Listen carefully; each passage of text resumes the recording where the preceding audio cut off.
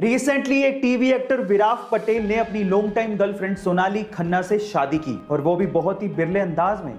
जहां एक और बाकी बहुत से लोग अपनी शादियों में बहुत ज्यादा खर्च करते हैं, वहीं इन दोनों ने अपनी शादी में मात्र 150 रुपए ही खर्च किए। जहां एक और बाकी लोग सोने चांदी या हीरे की अंगूठियां एक्सचेंज करते हैं, वहीं विराट ने सोनाली को रबड़ की अंगूठी पहनाई।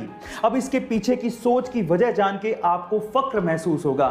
उनके अनुसार शादी में होने वाले खर्च के पैसों को वो कोविड के खिलाफ लड़ाई में डोनेट करना चाहते हैं। कमाल की सोच है उनकी।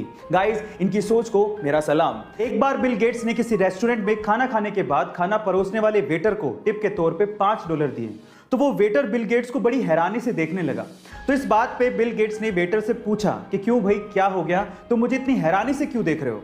तो उस वेटर ने बड़ी विनम्रता से कहा कि इसी टेबल पे जब आपकी डॉटर ने खाना खाया था तो उन्होंने मुझे $500 की टिप दी थी, और आप तो उनके फादर हैं, दुनिया के सबसे रिचेस्ट पर्सन हैं, और आपने मुझे सिर्फ $5 दिए। तो इस बात पे बिल गेट्स ने जो कहा वो आप लोगों को सुनना चाहिए। बिल गेट्स ने कहा कि उसके पिता दुनिया के सबसे अमीर आदमी हैं, पर मेरे पिता नहीं। गाइस, इसलिए कहा जाता है कि आप कितनी भी सक्सेस की ऊंचाइयां छू लें, आपको अपने पास्ट को कभी नहीं भूलना चाहिए, क्योंकि वही आपका सबसे अच्छा टीचर होता है। एक बार एक अमीर आदमी को एक बूढ़ा आदमी सर्दी में सड़क पे बिना कोट के बैठे दिखा। तो उस अमीर आदमी ने बूढ़े आदमी से पूछा कि क्या आपको ठंड नहीं लग रही, आपने तो कोट भी नहीं पहना है। तो उस बूढ़े आदमी ने जवाब दिया कि कोट मेरे पास नहीं है और इस सर्दी का मैं आदी हो चुका हूं। तो फिर उस अमीर आदमी ने कहा कि आप रुकिए, मैं घर जाता हूं और आपके लिए कोट लेके आता हूं। तो उस बूढ़े आदमी ने कहा कि मैं आपका इंतजार करूंगा।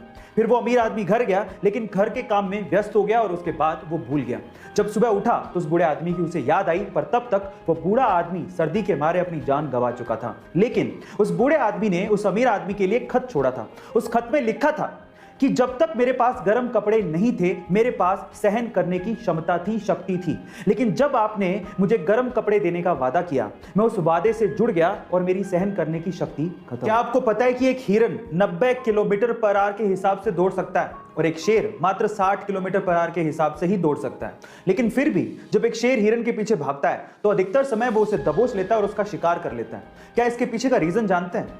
इसके पीछे एक साइकोलॉजिकल रीजन है, और रीजन ये है कि हिरन को ये लगता है कि वो शेर से बहुत कमजोर है, और इसी खौफ की वजह से और अपनी काबिलियत पे शक करने की वजह से वो बार बार पीछे मुड़ के देखता है, और उसी वजह से उसकी रफ्तार और उसका हौसला कमजोर होते चले जाते हैं और वो शेर का शिकार बन जाता है। इससे ये सीखने को मिलता है कि आप अपने लक्ष्य पर अडिग रहें और पीछे मुड़ के कभी ना देखें। कोई आप पे यकीन करे ना करे, आपको अपने आप पे यकीन जरूर होना चाहिए। आपको ये सुन के कैसा लगा चैट सेक्शन पे जरूर लिखिएगा, और ऐसे अमेजिंग वीडियोस के लिए यूट्यूब पे हमारे चैनल को सब्सक्राइब कर लीजिएगा।